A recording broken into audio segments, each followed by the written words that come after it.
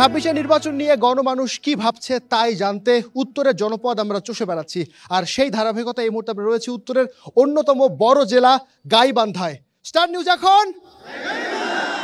অসংখ্য ধন্যবাদ সবাইকে। গাইবান্ধা একটি অসাধারণ চমৎকার জেলা যদি বলি, আমরা বেশ কয়েকদিন ধরে গাইবান্ধায় কাজ করছি এবং এখানে দেখছিলাম 7টি উপজেলা রয়েছে, এখানে বেশ কয়েকটি নদী রয়েছে, সংসদীয় আসন রয়েছে 5টি, এখানে জনসংখ্যা প্রায় আমরা যদি বলি গাইবান্ধার প্রায় 25 লাখের মতো জনসংখ্যা রয়েছে, যার মধ্যে 20 লাখের মতো ভোটার রয়েছে। আমরা গাইবান্ধার আজকের যে আয়োজন, সেই 26-এ নির্বাচন পুরো আয়োজনে আমাদের সঙ্গে রয়েছেন গাইবান্ধার যারা জনপ্রতিনিধি রয়েছেন তারা, এবং একই সাথে আমার সামনে বরাবরের মতো এখানকার যে সচেতন নাগরিক সমাজ এবং ভোটার তারা কিন্তু এখানে রয়েছেন। সুতরাং নিজেদের যারা প্রার্থী নির্বাচন করবেন নিজের ভোট দিয়ে তাদেরকে প্রশ্ন করবার সুযোগ আপনাদের রয়েছে, বাকি প্রশ্ন আমারও কিছু রয়েছে। আপনারা দেখছেন 26-এ নির্বাচন আর পুরো আয়োজনের সঙ্গে আছি আমি নাইম আবির। তবে শুরুতে আমরা একটি গাইবান্ধার পুরো পরিস্থিতি এবং একই সাথে নির্বাচন নিয়ে একটি রিপোর্ট দেখে আসতে চাই। ব্রহ্মপুত্র ঘাঘটের পলিমাটিতে গড়ে ওঠা উত্তরের প্রাচীন জনপদ গাইবান্ধা জেলার 7 উপজেলার মধ্যে 4টি চরাঞ্চল। প্রাকৃতিক দুর্যোগে এখানকার বাসিন্দাদের জীবন কাটে নিদারুণ কষ্টে। নদীর করাল গ্রাস থেকে বাঁচতে ছুটতে হয় এক চর থেকে অন্য চরে। চরের বিস্তীর্ণ জমিতে চাষাবাদ হয় মরিচ, ভুট্টা, কাউন সহ নানা ফসল। তবে এসব শস্য বাজারজাতে কৃষকদের পড়তে হয় বিড়ম্বনায়। বেহাল যোগাযোগ ব্যবস্থার কারণে পাওয়া যায় না পণ্যের ন্যায্য মূল্য। দীর্ঘদিন ধরে বন্ধ জেলার একমাত্র ভারী শিল্প প্রতিষ্ঠান রংপুর চিনিকল। কাজের জন্য আজও মানুষকে ছুটতে হয় রাজধানীসহ দেশের বিভিন্ন জেলায়। গাইবান্ধাতে দিন যাচ্ছে, মানুষ কর্মহীন হয়ে পড়তেছে, আর একটা চাপার দুর্ভিক্ষ চলতেছে, মানুষ বলতে পারতেছে না। এই চরাঞ্চলের মানুষকে নির্বাচনী ইস্তেহারে তাদের কথাটা যেন বিবেচনায় রাখে। বহুদিনের আকাঙ্ক্ষিত একটা রাস্তা ডিবি রোড 4 লেন হবে, শত দিন মিছিল মিটিং হচ্ছে, সেটা ওয়ান ম্যান হয়ে বসে আছে। জেলাটির প্রশাসনিক কার্যক্রম সহজ করতে ভাগ করা হয়েছে 5টি আসনে। এর মধ্যে সুন্দরগঞ্জ উপজেলা নিয়ে গাইবান্ধা 1 আসন, সদর উপজেলা নিয়ে গাইবান্ধা 2 আর সাদুল্লাপুর এবং পলাশবাড়ি নিয়ে গাইবান্ধা 3। নেতা আসে নেতা যায়, ভাগ্য বদলায় না এ অঞ্চলের মানুষের। গোবিন্দগঞ্জ উপজেলা পড়েছে গাইবান্ধা 4 আসনে, ফুলছড়ি আর সাঘাটা মিলিয়ে গাইবান্ধা 5। অবকাঠামো, যোগাযোগ, স্বাস্থ্যসেবা এবং শিক্ষা মূল 4টি সমস্যায় আটকে আছে জীবনমানের উন্নয়ন। ফেব্রুয়ারির নির্বাচন ঘিরে রাজনৈতিক দলগুলো চালাচ্ছে প্রচারণা, দিচ্ছে উন্নয়নের নানা প্রতিশ্রুতি। ভোটাররাও জানাচ্ছে তাদের প্রত্যাশার কথা। গাইবান্ধার যেই জনপ্রতিনিধি আসুক, যে দলেরই আসুক, সবার আগে তাকে বা রাষ্ট্রের এই স্বাস্থ্য খাতে তাকাইতে হবে। বিশ্ববিদ্যালয় চাই, ইপিজেড চাই, এবং কর্মস্থান তৈরি করার জন্য বা খেলাধুলার মাঠ চাই। এলে আমাদের গাইবান্ধার জন্য খুবই দরকার। যে ম্যানিফেস্টো হবে তাতে এই বাহাদুরাবাদ ঘাট এবং বালাসী ঘাটের ব্রিজ বা ট্যানেল যেটাই বলেন, এটা আমরা দাবি রাখতেছি আপনাদের কাছে, এবং আপনারা এটা বাস্তবায়ন করবেন এই আশা রাখি। পরিকল্পিত উন্নয়ন আর সরকারের সুদৃষ্টি পেলে প্রকৃতির আশীর্বাদ পুষ্ট জেলাটি সাজানো যেত পরিপাটি রূপে। সর্দার মোহাম্মদ আরিফ, স্টার নিউজ। গাইবান্ধার আদ্যপ্রান্ত এবং গাইবান্ধার নির্বাচনের যে পরিস্থিতি, বেশ কিছু তথ্যপত্র আমরা এই রিপোর্টটিতে জেনে আসলাম। এবার আমরা মূল আলোচনায় ফিরতে চাই এবং শুরু করতে চাই আজকের মূল আয়োজন। তার আগে পরিচিত হতে চাই কারা কারা অতিথি হিসেবে আমাদের আজকের এই অনুষ্ঠানে উপস্থিত রয়েছেন। শুরুতেই আমি যদি পরিচয় করিয়ে দিতে চাই, আমার ডানে রয়েছেন অধ্যাপক ডাক্তার মইনুল হাসান সাদিক, জেলা বিএনপি অর্থাৎ গাইবান্ধা জেলা বিএনপির সভাপতি। আমি যদি আমার বায়ে আসতে চাই, মাজিদুর রহমান রয়েছেন আমার বায়ে, জেলা নায়েবে আমির, বাংলাদেশ জামায়াতে ইসলামী গাইবান্ধা জেলা। আমি আবারও আমার ডানে ফিরতে চাই, সেখানে রয়েছেন অধ্যক্ষ জহুরুল কাইয়ুম, সাবেক সভাপতি সচেতন নাগরিক কমিটি গাইবান্ধা জেলা। এবং আমার বায়ে আরও একজন বিশেষ অতিথি রয়েছেন, আমার বায়ে রয়েছেন ফিহাদুর রহমান দিবস, কেন্দ্রীয় সদস্য এনসিপি। আপনাদের 4 জনকেই আমাদের আজকের এই আয়োজনে স্বাগত জানাচ্ছি। আমরা মূল আলোচনা শুরু করব এবং যেটি নিয়ে আসলে আমরা প্রথমে যদি আসতে চাই গাইবান্ধার জেলা বিএনপির সভাপতি, তাকে দিয়ে শুরু করতে চাই।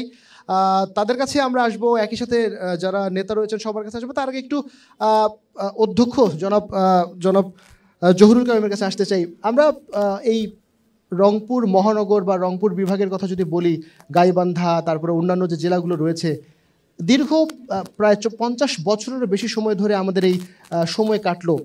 মানে গাইবান্ধায় কি হওয়ার কথা ছিল, কি হয়নি, যদি একটু বলেন যে আমরা কেন গাইবান্ধার মানুষ পিছিয়ে থাকলো। পুরো রংপুর বিভাগই তো পিছিয়ে, অন্যান্য জায়গা বা বিভাগের থেকে গাইবান্ধার বিশেষ করে কি করবার কথা ছিল? সকলকে শুভেচ্ছা। আসলে গাইবান্ধা মহকুমা হিসেবে প্রতিষ্ঠিত হয় অনেক আগে, 1858 সালে। সেই ধারাবাহিকতায় গাইবান্ধা এক সময় জেলায় পরিণত হয়। আমরা জানি 1984 সালের 15ই ফেব্রুয়ারি এটা জেলায় পরিণত হয়।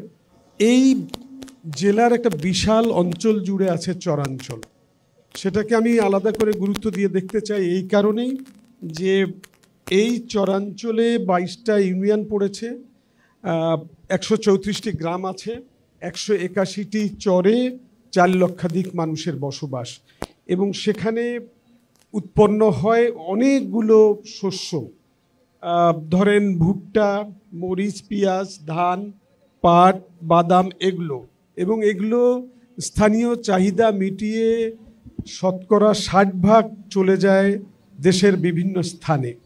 এই সম্ভাবনাটাকে আমরা আসলে কতটুকু কাজে লাগাতে পারছি সেই জায়গাটায় আমি বলতে চাই যে এটা অনেক সম্ভাবনা ছিল, কিন্তু আমাদের নৌ যোগাযোগ ব্যবস্থার দুর্বলতা, যেটি এই জেলার একমাত্র যে ব্যবসায়িক কেন্দ্র হিসেবে গড়ে উঠেছিল একটা সময়, সেটা এই কারণেই ছিল, নৌ যোগাযোগ ছিল।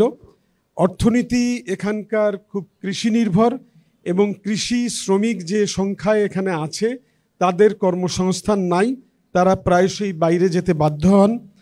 এইখানে নদী ভাঙ্গন ও বন্যা হয়েছে, শিল্প কলকারখানা কখনোই গড়ে ওঠে নাই।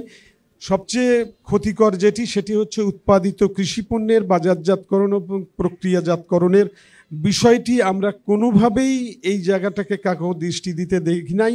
উচ্চ শিক্ষা প্রতিষ্ঠানের একটা সংকট আছে, এবং এর ফলে যে সম্ভাবনাগুলো ছিল এই জেলার, সেগুলো কিন্তু অনেকটাই কাজে লাগাতে আমরা পারিনি। এবং এই সম্ভাবনা যদি কাজে লাগানো যেত, এই জেলার অনেক উন্নয়ন হতে এবং সমগ্র জনগোষ্ঠী এই উন্নয়নের ধারাবাহিকতায় সুযোগ পেত, আমাদের জেলার অর্থনৈতিক উন্নয়ন সম্ভব হতো।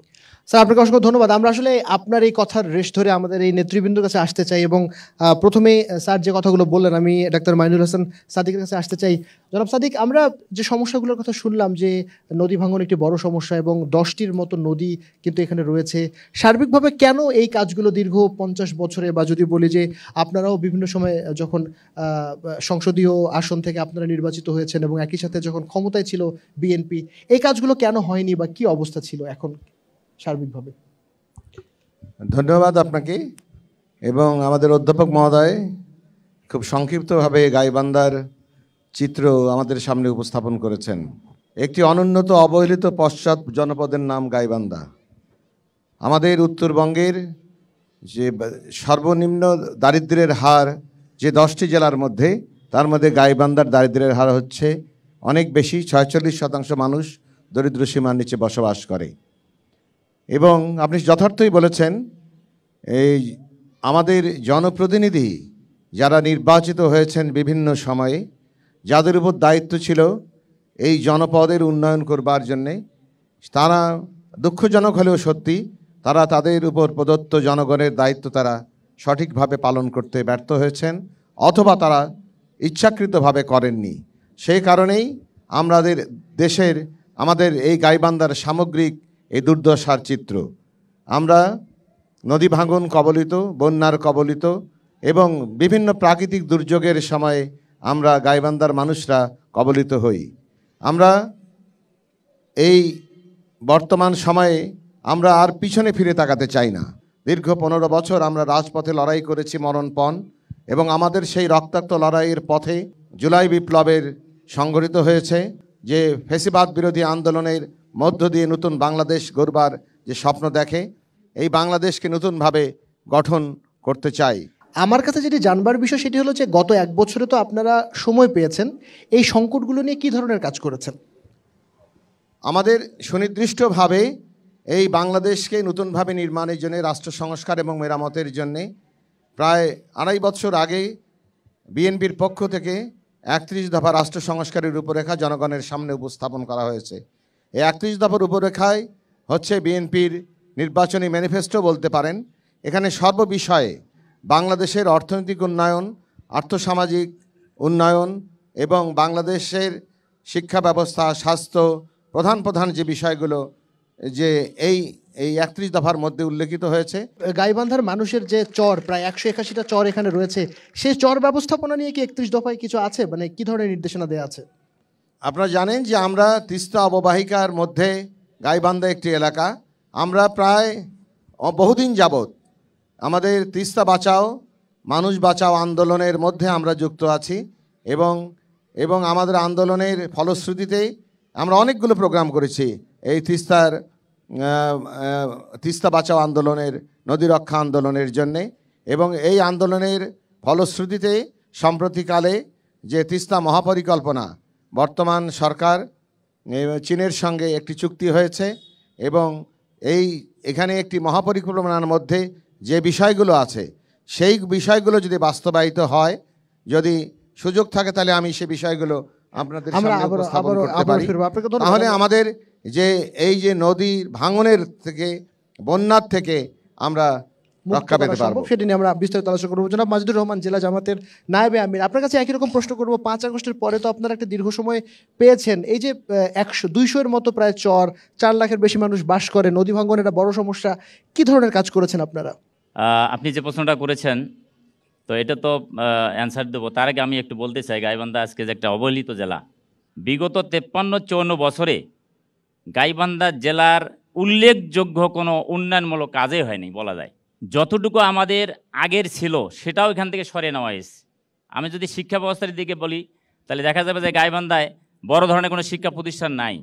এখানে বিশ্ববিদ্যালয় নাই, এখানে কৃষি বিশ্ববিদ্যালয় নাই, এখানে মেডিকেল কলেজ নাই, এখানে ইঞ্জিনিয়ারিং কোনো ভালো কলেজ নাই এবং ইউনিভার্সিটি নাই। আপনারা গত 1 বছরে কি করেছেন এই বিষয়গুলো নিয়ে অ্যাড্রেস করার জন্য? সে কারণে আমরা বলবো যে গাইবান্ধা একটি পশ্চাৎপদ জেলা এবং এই 53-54 বছরে গাইবান্ধা বৈষম্যের শিকার হয়েছে শুধুমাত্র।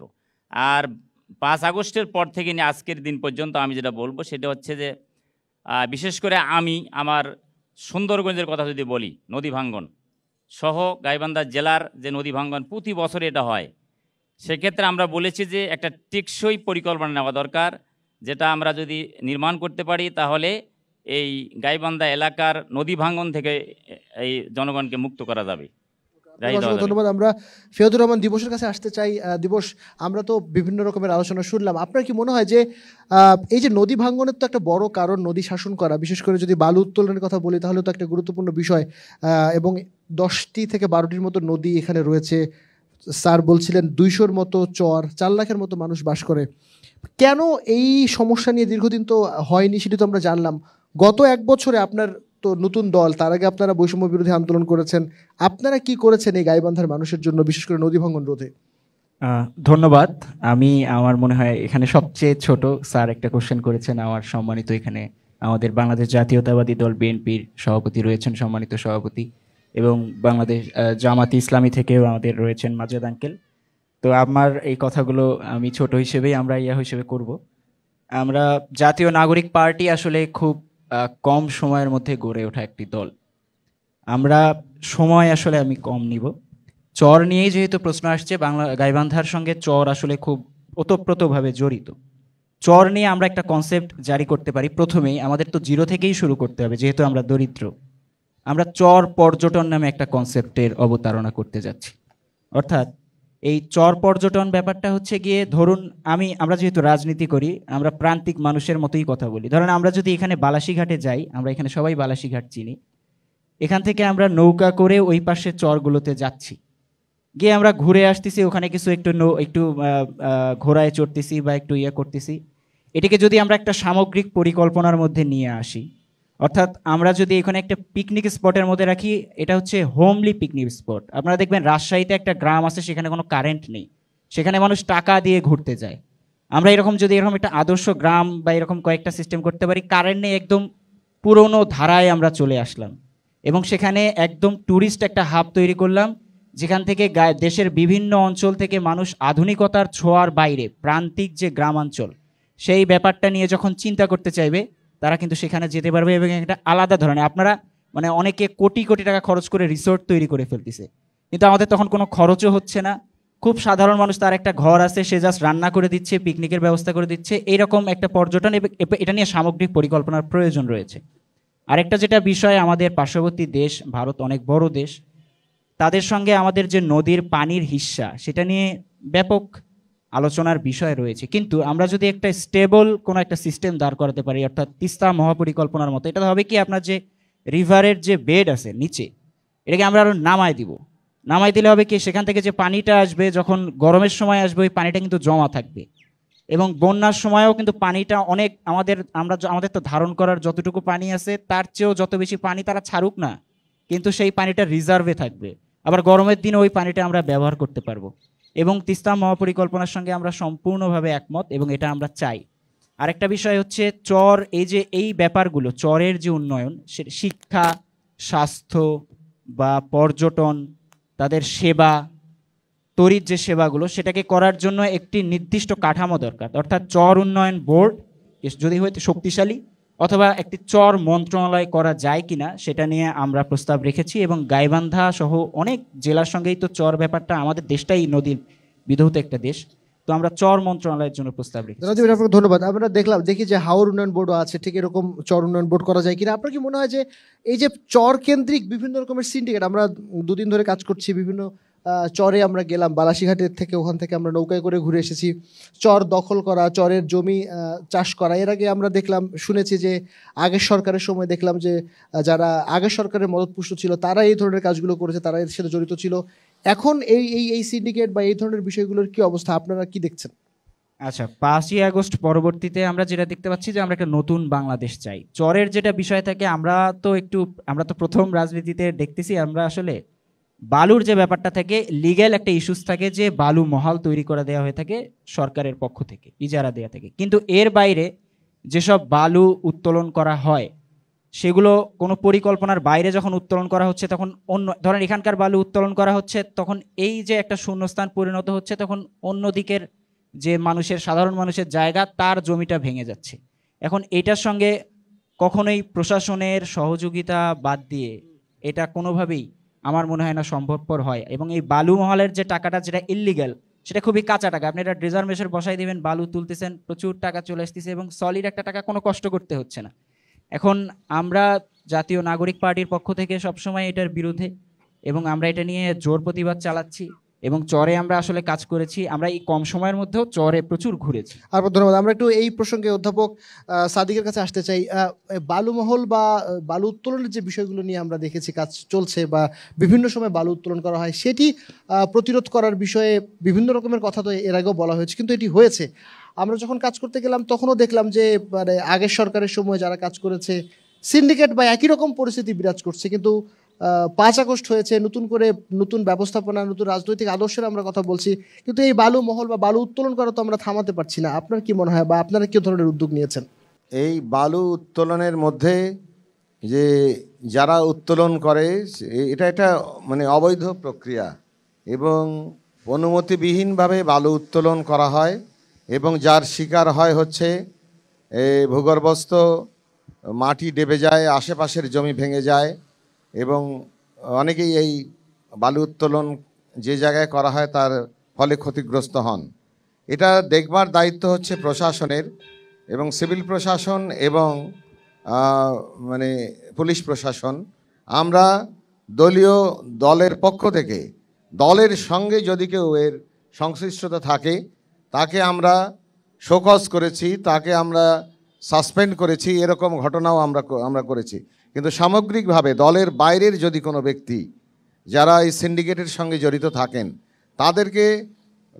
তাদেরকে বন্ধ করবার জন্যে, তাদেরকে থামাবার জন্যে এই প্রশাসন ছাড়া, প্রশাসনিক ব্যবস্থা শক্তিশালীকরণ ছাড়া এটার আর বিকল্প কোনো পথ এই মুহূর্তে আমার কাছে মনে হয় না। বিএনপি কি সেই সহযোগিতাটুকু করছে প্রশাসনকে? যে প্রশাসন অবশ্যই আইন শৃঙ্খলা মিটিংয়ে তো আমরা এই বিষয়গুলো বরাবরই উপস্থাপন করি, বিশেষ করে প্রশাসন, সিভিল প্রশাসন এ বিষয়ে গাইবান্ধাতে আমরা দেখেছি তারা তৎপর রয়েছেন, এবং আমরা দেখেছি বিভিন্ন জায়গায় যারা অবৈধভাবে বালু উত্তোলন করছেন তাদের বালুগুলো আটক করা হচ্ছে এবং প্রশাসন থেকে বাধা দেওয়া হচ্ছে। কিন্তু সেটি যথেষ্ট বলে আমরা মনে যথেষ্ট করছি না। নয়। আপনার ধন্যবাদ। আমি একটু মাজিদুর রহমানের কাছে আসতে চাই, জেলা আমির, জেলা নায়েবে আমির। বালু উত্তোলন তো একটা বড় সমস্যা এবং নদী ভাঙনের অন্যতম বড় কারণ। 5 আগস্ট হয়ে গেছে, বালু উত্তোলন থামছে না। কারা উত্তোলন করছে? আপনাদের কাছে কি ধরনের তথ্য আছে? যদিও বিভিন্ন সময় অভিযোগ আছে যে যারা এখন রাজনৈতিক যারা শক্তিশালী, বিএনপি জামাতের কথাই বারবার উঠে আসছে। আপনার কি মনে হয়? জি ধন্যবাদ। প্রথম কথা হচ্ছে যে আমি করব না, আমার দলের কাউকে আমি করতে দেব না অবৈধ বালু উত্তোলন। এটা আপনি খোঁজ করে দেখতে পারেন, প্রশাসনের কথা বলে দেখতে পারেন। জামাত ইসলামীর কোনো কর্মী, কোনো নেতা শুধু বালু উত্তোলন নয়, এরকম অবৈধ কোনো কাজের সঙ্গে আমরা জড়িত নই। এটা আমরা চ্যালেঞ্জ করে বলতে পারি। 1, 2 হলো অবৈধভাবে বালু উত্তোলন বন্ধ করার প্রক্রিয়া যেটা, সেটা হলো এটা রাষ্ট্র করতে পারে, প্রশাসন করতে পারে। ঠিক আছে? আমাদের আপনি হয়তো জানবেন গাইবান্ধা জেলায় 2টা বালু মহাল হওয়ার কথা। একটা গাইবান্ধা সদরে আর একটা হলো সুন্দরগঞ্জে। এখানে টেন্ডার হওয়ার আগেই সদরেরটা বন্ধ হয়ে গেল, সম্ভবত টেন্ডার হওয়ার আগেই অথবা টেন্ডারের পরে। আর সুন্দরগঞ্জের প্রথম টেন্ডারে সেটা কেউ ড্রপ আউট করে নাই, যে কারণে সেটা হয়নি। আবার দ্বিতীয় ধাপে করা হয়েছে, টেন্ডার দেওয়া হয়েছে, সেটা প্রক্রিয়া আছে। 7 তারিখ লাস্ট ডেট সম্ভবত। তো আমরা আজকে স্টার নিউজের মাধ্যমে গাইবান্ধা জেলা প্রশাসক মহোদয়ের কাছে দৃষ্টি আকর্ষণ করতে চাই, উনি সদরের বালু মহলও যেন আবারও এখানে টেন্ডার আহ্বান করেন এবং সেটার ব্যবস্থা করবেন। এবং সুন্দরগঞ্জের বিষয়ে যেটা দেওয়া হয়েছে 7 তারিখের মধ্যে, সেটা দ্বিতীয় ধাপে। শহরটা বন্ধ হয়ে গেল কেন?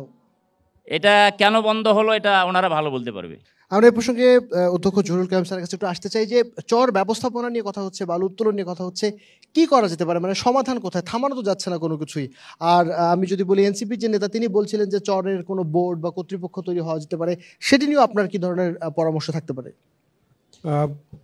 এটা আমার জীবনেই আমি বহুবার বহু ফোরামে এটা বলার চেষ্টা করেছি যে পার্বত্য উন্নয়ন বোর্ড হয়, হাওড়ের বিষয়টা নিয়ে আলোচনা হয়, কিন্তু বিশাল চরাঞ্চল আমাদের এই বাংলাদেশে আছে, অনেকগুলো নদীতেই চরাঞ্চল আছে।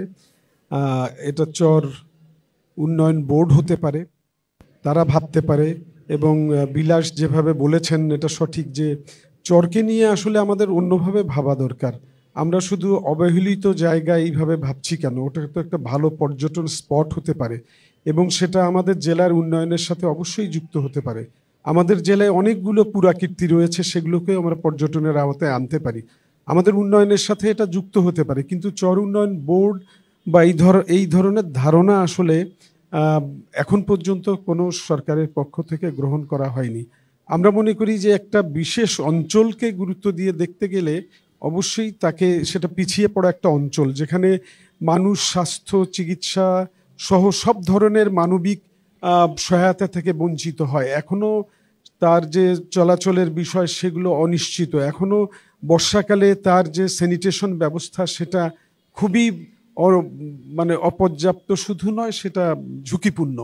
এগুলো কিন্তু চরাঞ্চলের একটা চিত্র। কিন্তু চরাঞ্চল যে অপার সম্ভাবনার জায়গা সেটি আমি 2-1টি তথ্য দিয়ে আপনাদের বলতে চাই যে 14,300 হেক্টর জমিতে ভুট্টা চাষ হয়, 3,000 হেক্টর জমিতে মরিচ চাষ হয়, বাদাম চাষ হয় 1,500 হেক্টর জমিতে, পেঁয়াজ চাষ হয় 2,000 হেক্টর জমিতে, পাট চাষ হয় 8,000 হেক্টর জমিতে এবং সব চর মিলিয়ে 22,000 হেক্টর জমিতে ধান চাষ হয়। অন্যান্য 10,000 হেক্টর জমিতে নানা ধরনের ফসল হয়। এই যে এত উৎপাদন তারা করছে, কিন্তু তার জায়গায় আমরা তাদেরকে কি দিতে পারছি, এই প্রশ্নটি কিন্তু সবসময় আসবে যে জনগোষ্ঠী সবচেয়ে অবহেলিত তাদের জন্য আমাদের আসলে কি দেয়ার। এবং তারা একটা ভালো চিকিৎসা পায় না, তারা কোনো শিক্ষার ব্যবস্থা নাই এবং এর ফলে তারা ক্রমাগত পিছিয়ে পড়ছে। তাহলে আমরা যেটা প্রত্যাশা করি যে এই জনগোষ্ঠীর যার উপরে তার জীবন নির্বাহ করে সেই জিনিসগুলোকে আমরা বাজারজাতকরণ বা প্রক্রিয়াজাতকরণ করতে পারি কিনা। আমরা অনেকবার অনেক ফোরামেই বলার চেষ্টা করেছি যে তাদের ভুট্টা বা তাদের মরিচ, তাদের পেঁয়াজ, এগুলো মানে আপৎকালীন সময়ে কোথায় তারা রাখবে।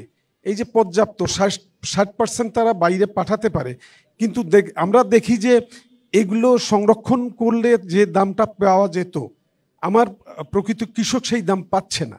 প্রকৃত কৃষক নামমাত্র মূল্যে তৃতীয় পক্ষের কাছে বিক্রি করে দিচ্ছে। তাহলে চরের মানুষের এই ক্রাইসিসগুলো কে দেখবে? এবং আমি মনে করি রাজনৈতিক দলগুলোর এই জায়গাটায় আসলে সরাসরি বিবেচনা করা চর দরকার নিয়ে যে ভাবা এগুলো উচিত। কিভাবে আমরা ওই অঞ্চলের মানুষকে করতে পারি, কারণ এটা কিন্তু আমার জেলার উন্নয়নের সাথে অবশ্যই যুক্ত।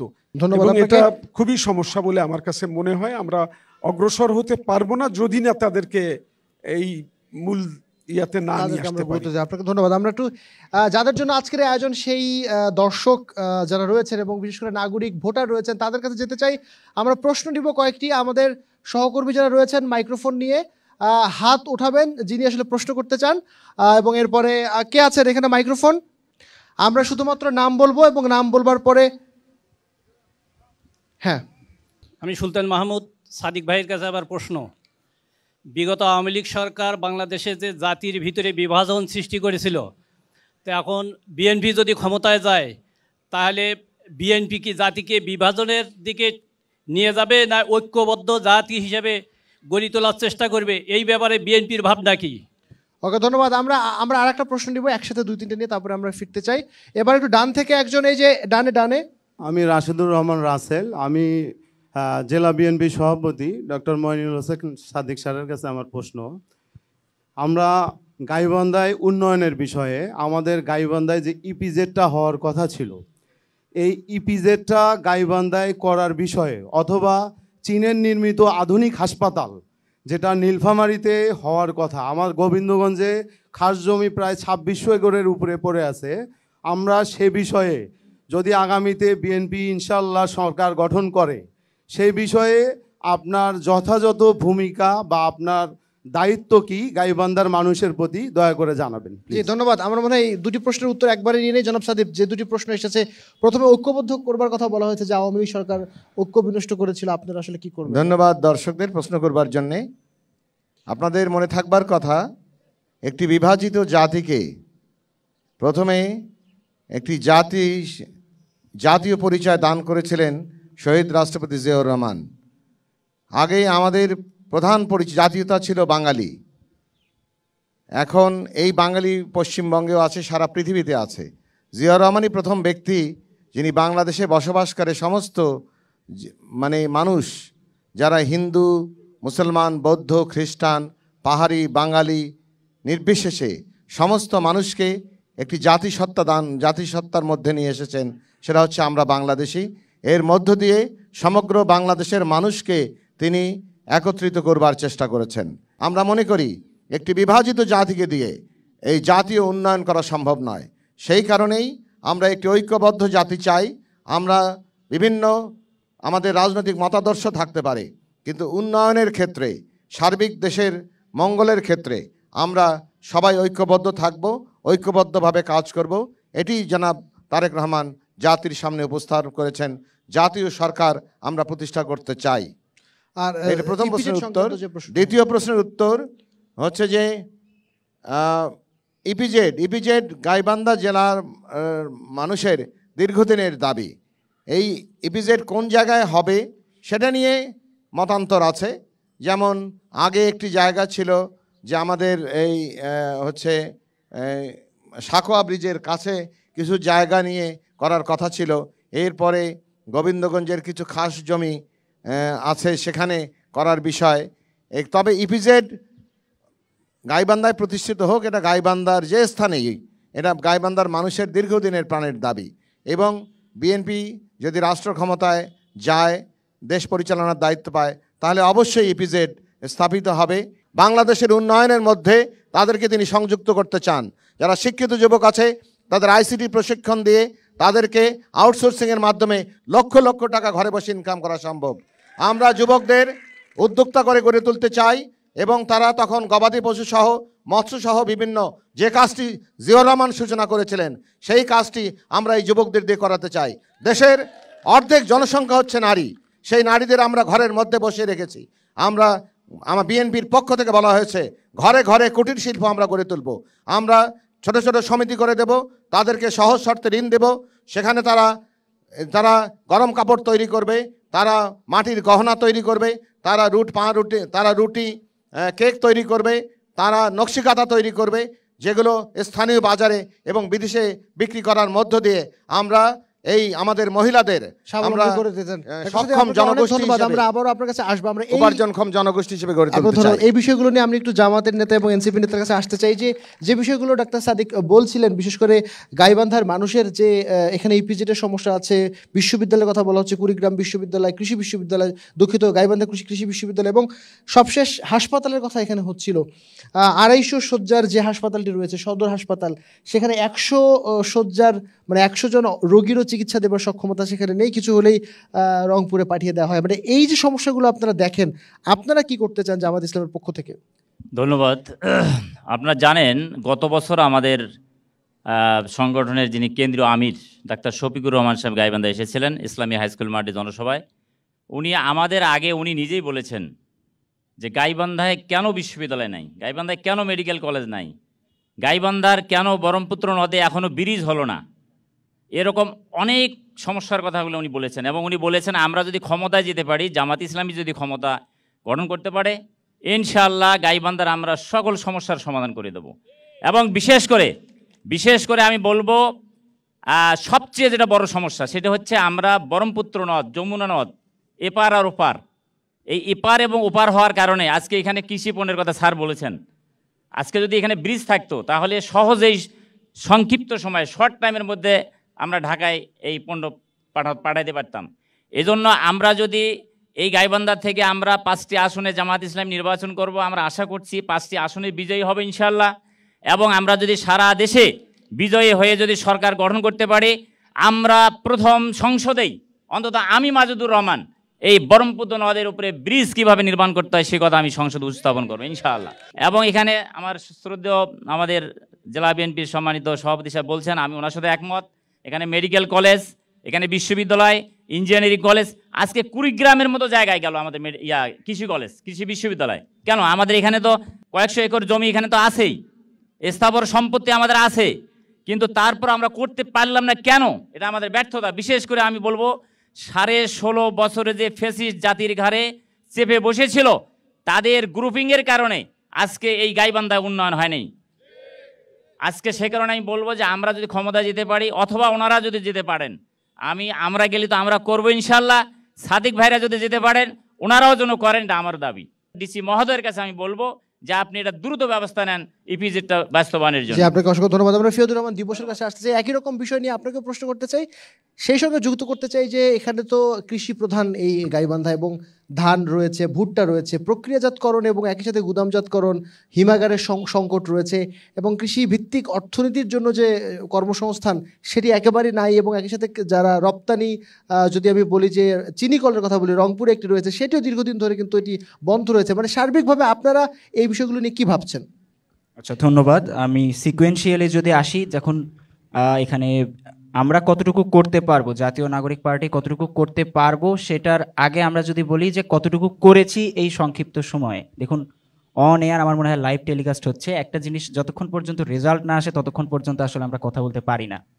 আমি ঢাকা বিশ্ববিদ্যালয়ের ছাত্র এবং সাধারণ ছাত্র, কিন্তু আমাদের জাতীয় নাগরিক পার্টির সম্মানিত আহ্বায়ক নাহিদ ইসলাম, তিনি এক্স মিনিস্টার ছিলেন। তো গাইবান্ধার ইপিজেটের যদি প্রশ্ন আসে, আমরা কয়েকটা লেয়ার করছি, হাই, লো বা মিড রেঞ্জ। আমরা হাই লেয়ারই রাখছি যে গাইবান্ধায় ডেভেলপমেন্টের জন্য ইপিজেটটা খুব বেশি প্রয়োজন এবং গোবিন্দগঞ্জের ইপিজেট, এটা নিয়ে আমি আমাদের সম্মানিত আহ্বায়কের সঙ্গে কথা বলি, নাহিদ ইসলামের সঙ্গে, এবং তিনি ব্যক্তিগতভাবে আমাদের যে প্রধান উপদেষ্টা রয়েছেন ডক্টর মোহাম্মদ ইউনূসের সঙ্গে কথা বলেছেন এবং ইপিজেটটা কিন্তু ডিপিপিভুক্ত হয়েই আছে।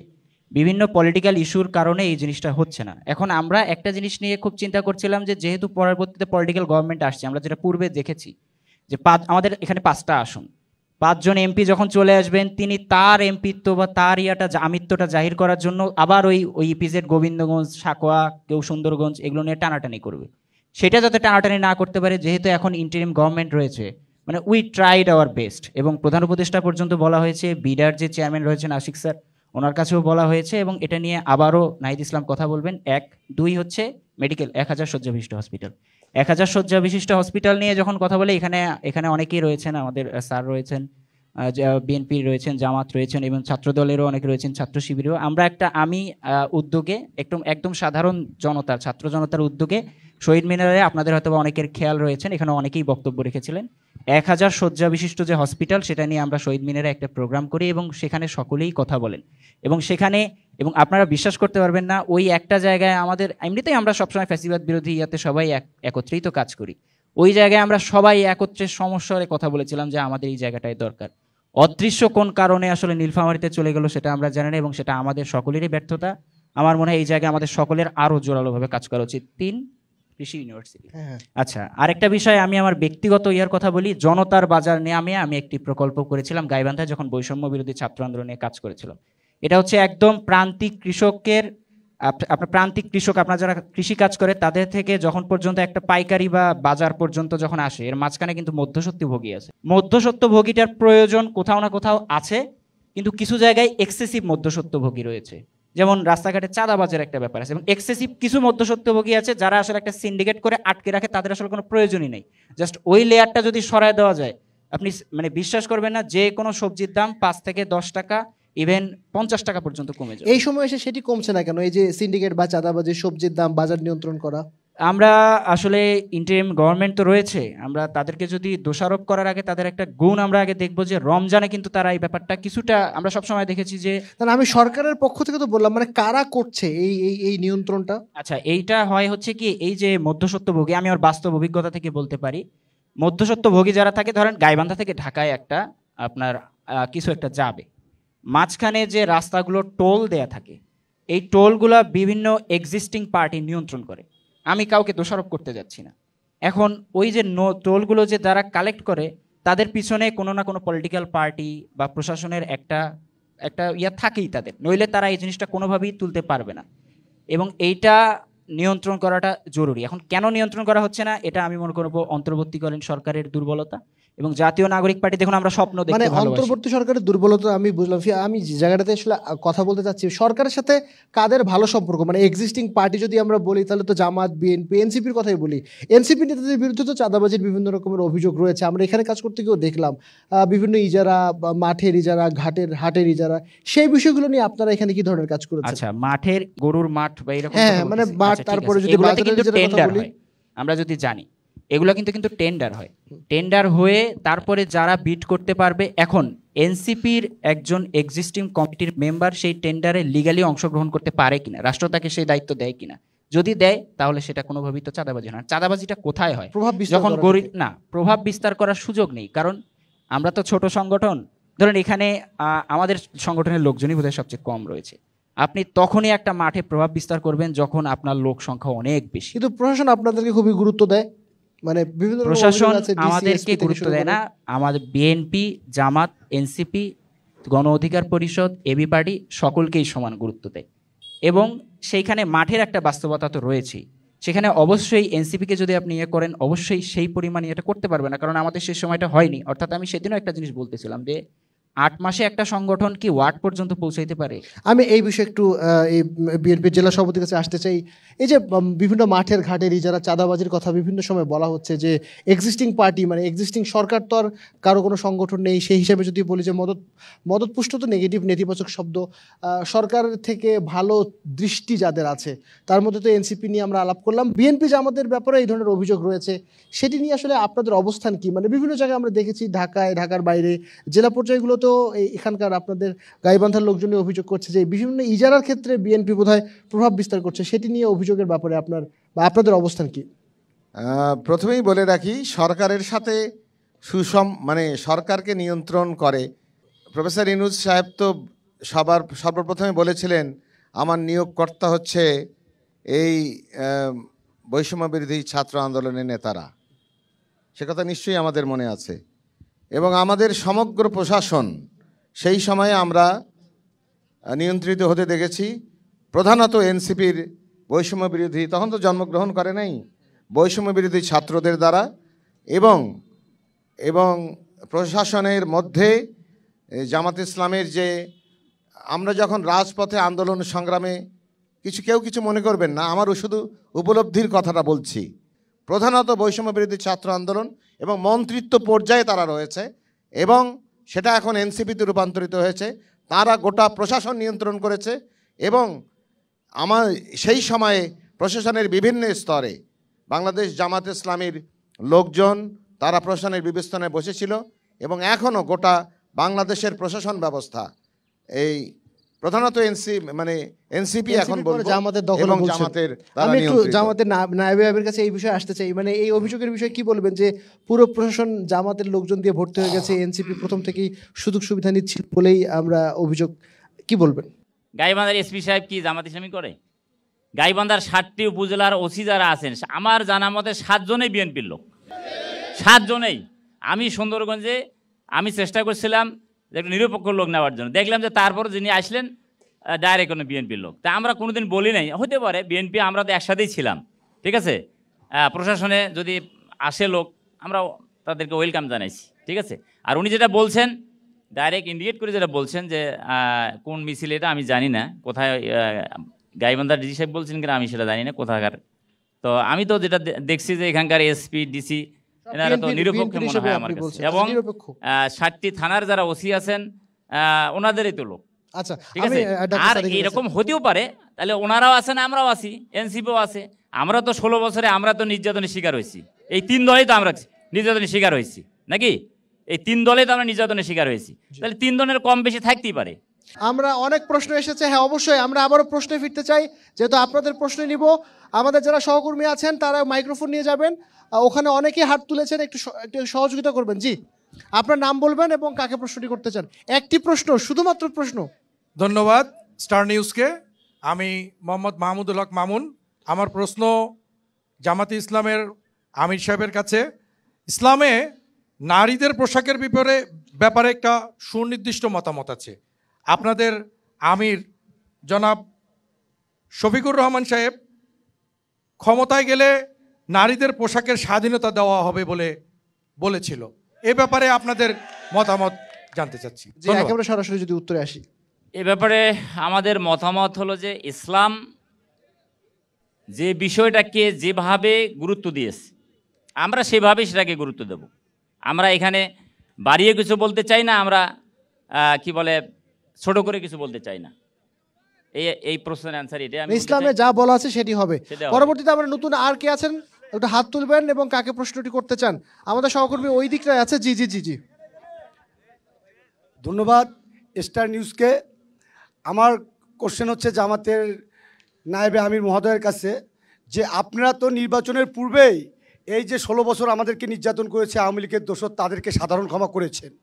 তো এর পরবর্তীতে যদি কখনো সরকার গঠন হয় বা কোনোভাবে আপনারা আসেন, সেক্ষেত্রে কি তাদের বিচার করার কোনো মনোভাব আপনাদের ভেতরে আছে বা আপনারা পোষণ করেন, এটা একটু জানাবেন আমাদেরকে দয়া করে। জি ধন্যবাদ। আমাদের 5 দফা দাবির ভিত্তিতে সারা দেশে আন্দোলন চলছে। তার মধ্যে একটা দাবি হলো এই ফ্যাসিস্ট এবং তাদের যারা দোষর ছিল তাদের বিচার করতে হবে। এই সরকারের কাছে আমরা দাবি জানিয়েছি। এই ব্যাপারে আমরা সারা দেশে মিছিল, সমাবেশ, মানববন্ধন আমাদের চলছে, সামনেও আসছে। আমরা ফ্যাসিস্ট এবং তাদের দোষরদের ব্যাপারে এখানে আমরা কোনো কম্প্রোমাইজ করব না। পরের প্রশ্ন। হ্যাঁ জি, আসসালামু আলাইকুম। আজকের সুন্দর আয়োজনের জন্য আমি ধন্যবাদ জানাচ্ছি। আমি যেহেতু ক্যাম্পাসের মানুষ, এই ক্যাম্পাসে দেখা গেছে যে একজন শিক্ষক নিয়োগ করতে গেলে এমপির দ্বারস্থ হতে হয়, যার ফলশ্রুতি যে নিজের মতাদর্শন না হলে তিনি শিক্ষক হতে পারেন না, অধ্যক্ষ হতে পারেন না, উপাধ্যক্ষ হতে পারেন না। আমাদের এই কলেজটাতে শিক্ষক একেবারেই কম, এমনও ডিপার্টমেন্ট আছে যেটাতে একজন শিক্ষক। তো আপনারা 3 জনের কাছেই প্রশ্ন যে আপনারা যদি ক্ষমতায় আসেন আমাদের এই কলেজ ক্যাম্পাসটার জন্য কি করবেন। আর একটা জিনিস যে শিক্ষকটার নিরসন করবেন কি না। আর একটা জিনিস যে আমাদের এখানে অনেক দিনের সাধারণ শিক্ষার্থীদের জন্য সাধারণ শিক্ষার্থী একটা চাওয়া যে বাস সার্ভিস চালু করা, এটার ব্যাপারে আপনারা কি ধারণা রাখেন এটা আমরা শুনতে চাই। জি ধন্যবাদ। আমরা আরো প্রশ্ন নিব, আরেকজনের প্রশ্ন নিব, তারপরে আমরা উত্তরে আসব। জি, এই যে সামনে একজন আছে। আসসালামু আলাইকুম। আপনি একটু আগে বালুর বিষয়ে বলেছেন এখানে যে বালু নিয়ে জামাতের কোনো কর্মী বা সমর্থক জড়িত নয়, চ্যালেঞ্জ করে বলেছেন। কিন্তু আমি এই অল্প কিছুক্ষণ সময়ের মধ্যে ফেসবুক এবং গুগল থেকে বেশ কয়েকটি নিউজ পেয়েছি যেখানে সরাসরি জামাতের এবং শিবিরের নেতাকর্মীরা জড়িত আছেন, এবং আমি আপনার যদি চান আমি সেগুলো আপনাকে রেফারেন্স হিসেবে বলতে পারি। এবং পাশাপাশি এখানে একটি নিউজে বলা আছে যে বালুকে কেন্দ্র করে অস্ত্রসহ শিবিরের কর্মীরা জড়িত, জামাতের সন্তান। তো এই বিষয়ে আমরা আপনাকে বলতে চাই যে 24 পরবর্তীতে আমাদের চাওয়া হচ্ছে মিথ্যার আশ্রয় থেকে বেরিয়ে আমরা সত্যকে ধারণ করে রাজনীতি করব। জি, আপনাকে ধন্যবাদ। আপনাকে ধন্যবাদ। আমি বুঝতে পেরেছি আপনি যে বালু উত্তোলনে একদম নির্দিষ্ট অভিযোগ জি, ধন্যবাদ আমার ভাইকে। এটা হলো যে সুনির্দিষ্ট যদি আপনার ইয়ে থাকে, এখানে প্রমাণ থাকে, সেটা আমাকে দেবেন। 1, 2 হলো যে সেটা কোন জায়গার, গাইবান্ধা নাকি বাইরের? আচ্ছা, বিভিন্ন জায়গার হলে শোনেন, এখন তো একটা অসত্যকে সত্য বানানো হচ্ছে, ঠিক আছে? আপনি গাইবান্ধা, আমি কিন্তু গাইবান্ধার কথা বলছি। গাইবান্ধা এই সদর সহ গাইবান্ধা আরও যে সমস্ত উপজেলা আছে, বিশেষ করে তো গাইবান্ধা, সুন্দরগঞ্জ এবং ফুলছড়ি, সাগাড়া, এই এলাকায় বালুর ব্যবসাটা বেশি হয়। এই এলাকাগুলোতে যদি থাকে সেটা আপনি দিতে পারেন। যদি আমাদের কেউ থাকে জড়িত, আমার জানা মতে নাই, যদি থাকে তার ব্যাপারে আমরা পদক্ষেপ গ্রহণ করব। জি, ধন্যবাদ। আমরা অধ্যক্ষ জহুরুল কাইয়ুম স্যারের কাছে একটু আসতে চাই। স্যার, সব কিছুর মধ্যে একটা পলিটিসাইজ হচ্ছে, মানে রাজনীতিকরণ। একজন প্রশ্ন করছিলেন যে শিক্ষক নিয়োগ, এমপিদেরও এখানে রেফারেন্স করতে হয়। এই যে এই রাজনীতিকরণের বাইরে বের হওয়ার উপায় কি যদি বলেন, তারপরে আমি এটি নিয়ে একটু প্রতিনিধিদের কাছে আসবো। এটা আসলে রাজনৈতিক কমিটমেন্টের ব্যাপার, যে আসলে আমরা কি করতে চাই, আমরা এর থেকে বেরিয়ে আসতে চাই কিনা, সেটা সবচেয়ে গুরুত্বপূর্ণ। প্রত্যেকটা রাজনৈতিক দলকে কমিটেড হতে হবে যে আমরা নিয়মের বাইরে কিছু করব না। উনি সঠিকভাবেই বলেছেন। আমি দীর্ঘকাল শিক্ষকতা করেছি, আমিও জানি বিষয়টি, যে এগুলো অনেকটা প্রভাবিত হয় এবং আমাদের যে মানের শিক্ষক হওয়ার কথা, সেই শিক্ষক আমরা আসলে পাই না। এইটা দূর করার জন্য এটা একটা নিরপেক্ষ কমিশন থাকা দরকার। পিএসসির মতো সব নিয়োগের ক্ষেত্রে তারা তাদের নিয়ম অনুসারে এটা করবে এবং সেটা অবশ্যই স্বাধীন হতে হবে, প্রভাবমুক্ত হতে হবে। যদি প্রভাবমুক্ত না হয় তাহলেই একই রকম অবস্থা দাঁড়াবে। আপনি যেটা বলেছেন যে রাজনৈতিক সব জায়গায় একটা রাজনীতিকরণের যে প্রয়াস, সেই প্রয়াস থেকে যদি বেরিয়ে আসতে না পারি, তাহলে আমরা 24-এর গণঅভ্যুত্থানের কথা বলি, যা বলি সেটা আসলে ফলপ্রসূ হবে না। আপনারা কি বলবেন যে কৃষি ও প্রকৌশল উচ্চশিক্ষা প্রতিষ্ঠানগুলো স্থাপনের ক্ষেত্রে আপনাদের সুনির্দিষ্ট প্রস্তাবনা কি? আপনারা কি বলবেন যে নৌ যোগাযোগ পুনর্স্থাপন করে অর্থনৈতিক উন্নয়নে গাইবান্ধাকে এগিয়ে নেওয়ার ক্ষেত্রে আপনারা কি করবেন? আপনারা নিশ্চয়ই এটার সাথে একমত হবেন যে দক্ষ মানব সম্পদ, যেটা আধুনিক তথ্য প্রযুক্তির মাধ্যমে সৃষ্টি করতে হবে, সেই ক্ষেত্রে আপনাদের পরিকল্পনা কি? এবং এটা আমি গাইবান্ধাকে ধরেই বলছি। আর একটা হচ্ছে ইপিজেড বলেন বা ইকোনমিক জোন বলেন, যেটাই হোক, এটা অনেক সময় আমি 2-একটা মিটিংয়ে গিয়েছিলাম, তখন শুনেছি যে দুটাই হবে, ইপিজেডও হবে, ইকোনমিক জোনও হবে।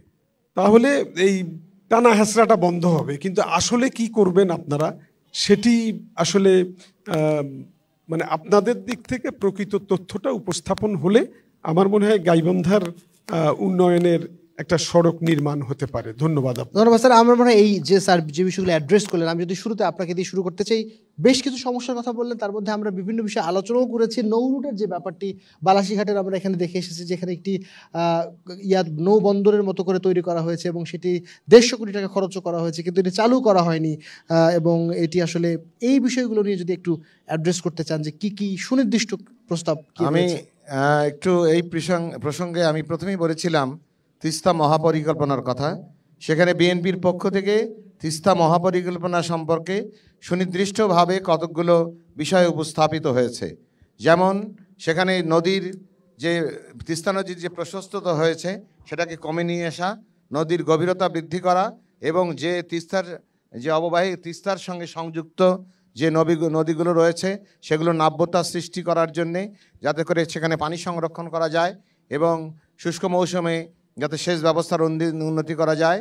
রাস্তার এই যে তিস্তার যে নদীর 2 পাশ দিয়ে রাস্তা হবে এবং সেখানে মাঝে মাঝে আমরা সেই এলাকাতেই আমরা ইপিজেডের কথা বলেছি এবং সেখান থেকে নৌ চ্যানেল দিয়ে নৌ পরিবহনের একটা ব্যবস্থা থাকবে তিস্তা দিয়ে এবং সেটা গাইবান্ধা পর্যন্ত বিস্তৃত হবে এবং সেখানে পণ্য সরবরাহ থেকে যাত্রী সরবরাহ, পর্যটন এবং সেখানে অবকাশ কেন্দ্র স্থাপন সহ এইগুলো যদি আমরা করতে পারি, তাহলে রংপুরের 5টা তিস্তা বিধৌত 5টা এলাকা গাইবান্ধা সহ এই এলাকার সামগ্রিকভাবে অর্থনৈতিক চেহারা বদলে যাবে। মাজিদুর রহমানের কাছে আসতে চাই, একই রকম প্রশ্ন। আরেকটি আমি একটু যুক্ত করতে চাই, এই ব্রহ্মপুত্র নদের যে নাব্যতা সংকট রয়েছে, যার কারণে নৌ রুটটি চালু করার জন্য একটা বড় বাধা রয়েছে, সেটি নিয়েও আমি যুক্ত করে যদি আপনি সার্বিকভাবে খুব সংক্ষেপে বলবেন, আমাদের আরও কিছু প্রশ্ন আছে। জি, ধন্যবাদ। এখানে স্যার বলছেন যে বিষয়গুলা, রাজনীতিকরণের বিষয়টা, আসলে এটা দুর্ভাগ্যজনক। আমাদের 53-54 বছরে দেশ অনগ্রসর পর্যায়ে অগ্রসরমান হয়নি, একটাই কারণ, সেটা হচ্ছে রাজনীতিকরণ। এবং সেটা বিশেষ করে বিগত 16 বছর এবং তাদের আরও পূর্বের যে আমল, সবচেয়ে বেশি রাজনীতিকরণ করা হয়েছে, দলীয়করণ করা হয়েছে। মানে প্রশাসন এবং রাজনীতি কোনো ভেদাভেদ ছিল না। প্রশাসনিক কর্মকর্তা, রাজনৈতিক নেতা মনে হয় যেন একই জিনিস। জেলা আওয়ামী লীগের সভাপতি, ডিসি মনে হয় এক, এরকম। যাই হোক, দুঃখজনক এটা। তো আমরা আসলে কথায় নয়, আমরা কাজ করে দেখে যেতে চাই। আমরা কথায় বিশ্বাসী না, আমরা কাজে বিশ্বাসী।